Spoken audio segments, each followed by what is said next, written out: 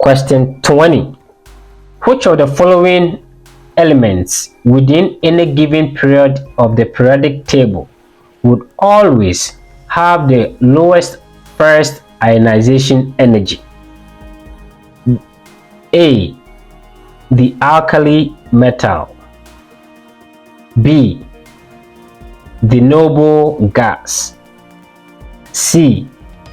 The halogen. D. The alkaline earth metal.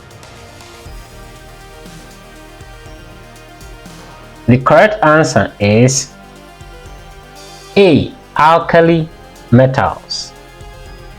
Explanation. Ionization energy is how much energy it takes to snatch an electron. So alkali metals like sodium or potassium, they give their electrons away like free samples, like charity.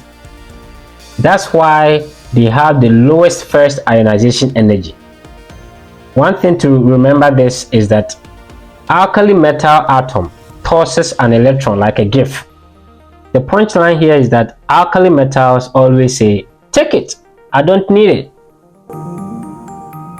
If this is helpful, subscribe and stay tuned. Love.